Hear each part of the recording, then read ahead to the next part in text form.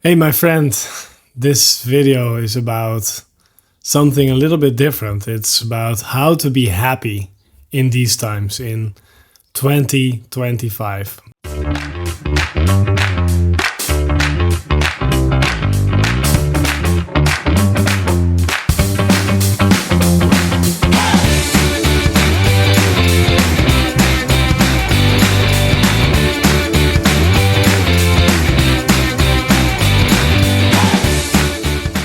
This is a very interesting time with a lot happening in the world, a lot of transparency in what is happening. And it's interesting how that plays into us being happy and our mental state.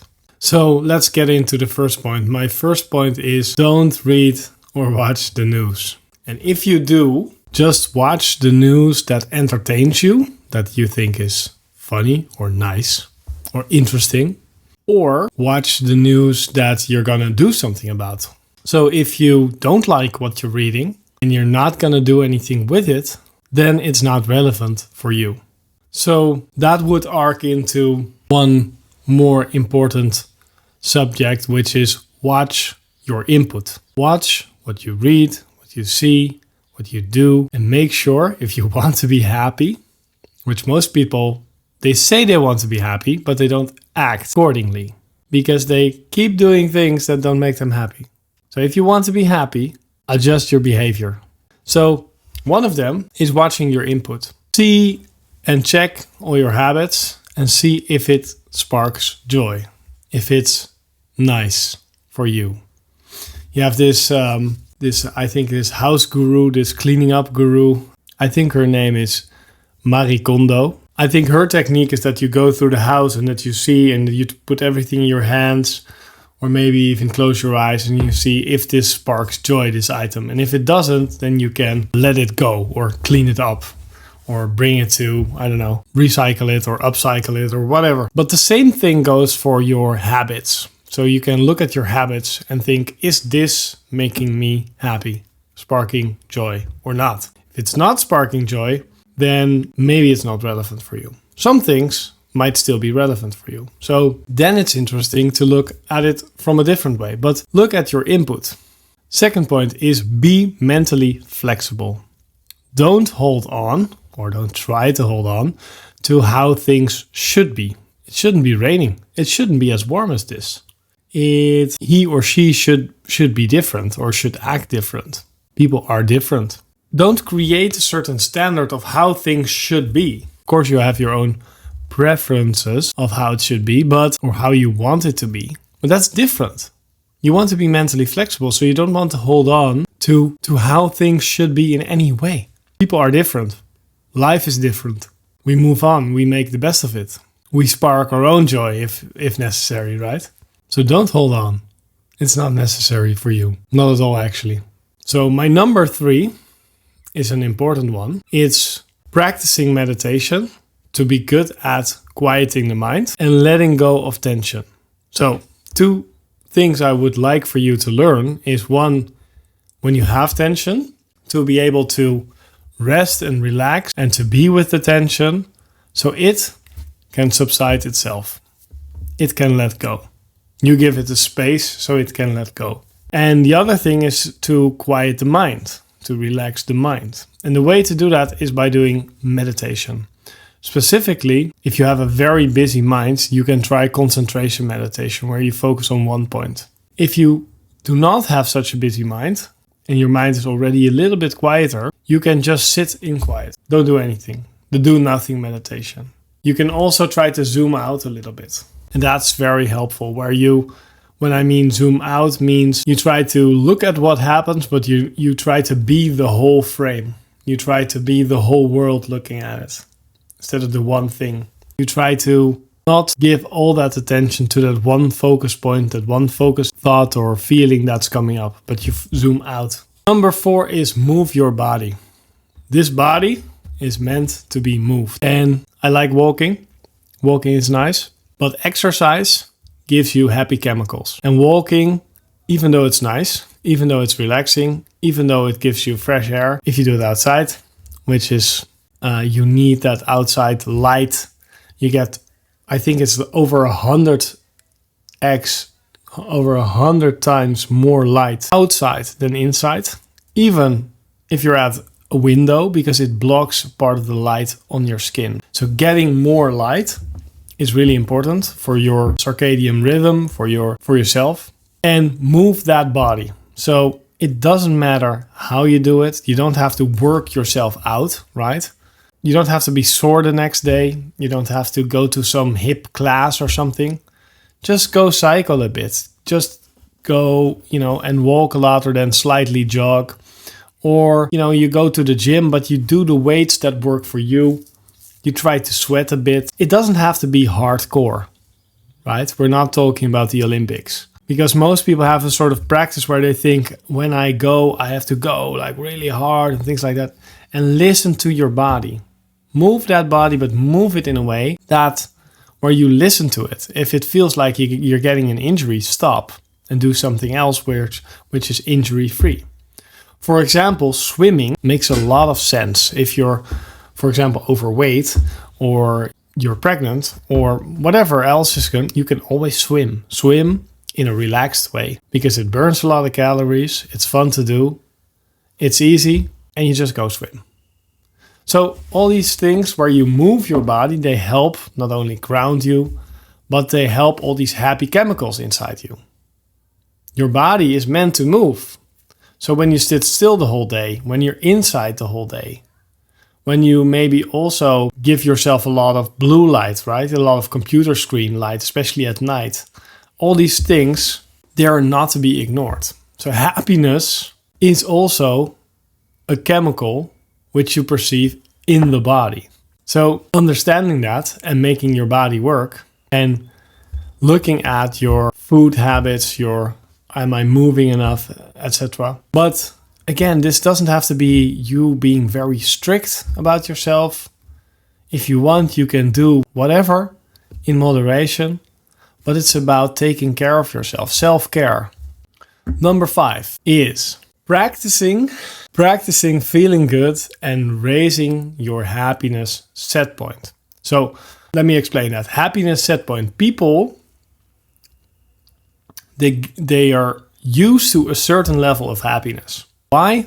I don't know. But they train themselves, because emotions are addictive. They train themselves into a certain emotion. They train themselves into a certain level of happiness. And when that happiness level is shite, is very bad, is depressive almost, then even that is addictive. And it can become, over time, your new happiness set point, where you wake up feeling like that.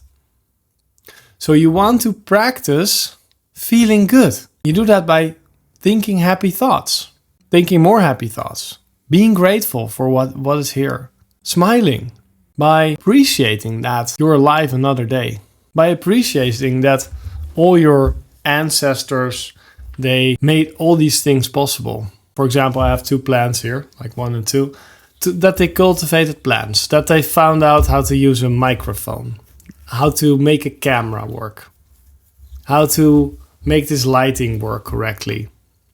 Did I invent that? No. Hell no. All these smart people did that for us. They found out how to make lentils into a rice cake or something. It's a lentil cake. But they made, they found out how to create all these creative foods with sugar for the food industry. Now, but let's say they found out how to have a banana in the Netherlands. In the Netherlands, of all places, I shouldn't be able to eat a banana every day. I am eating a banana almost every day. And it's because all these smart people help me eat a banana. So all this amazing stuff, this fabric, this clothing, did I make that? No. So all these amazing things for you, my friend. You would have been the richest guy in the Middle Ages. Damn, that's 500 years ago. 500 years ago. And they were living by candlelight, in the cold, no heating, etc., etc. You're so blessed, my friend. You're so blessed. If you're in some sort of Western world in little bit normal standards, then you're so blessed. But then even that, it's not even about your circumstances, right? Because circumstances don't predict happiness. But it's about your happiness perspective. It's like, am I getting more than I expecting? So maybe lower your expectations as well. But just be more positive about things. This will change your world when it comes to happiness. So number 6 is smile for no reason. Why are you smiling? Because when you smile, not only is it the best face training ever, where all these muscles in the face get to work together for you to smile, but it also gives your body the sense, I need to make serotonin, I need to make happy chemicals because this guy is happy. He is smiling. He is having fun. So why sit there and pouch? When you can always smile. It's free. Smiling is free. And before you know it, I want to challenge you to smile and then think of a bad thought.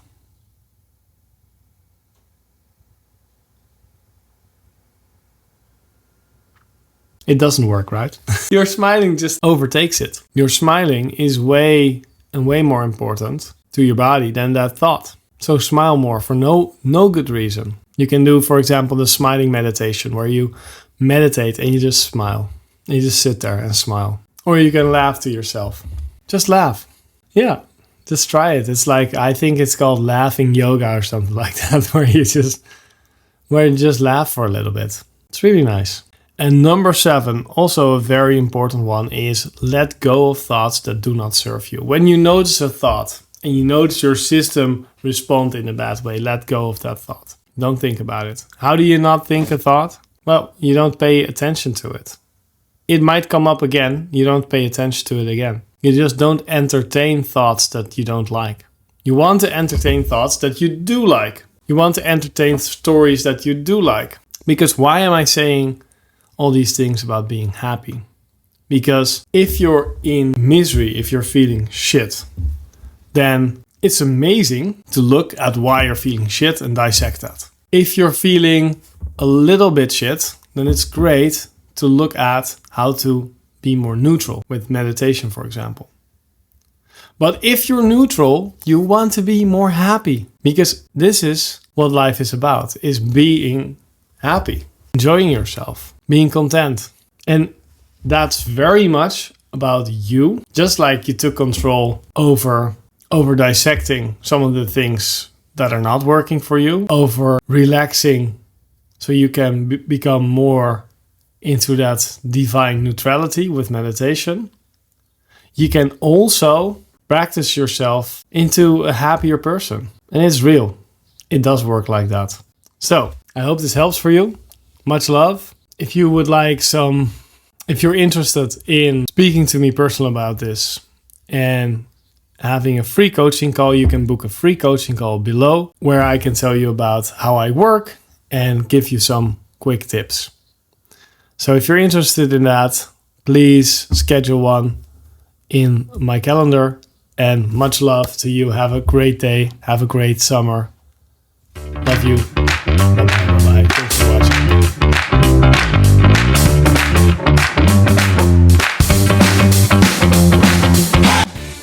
Of course, you have your own preferences.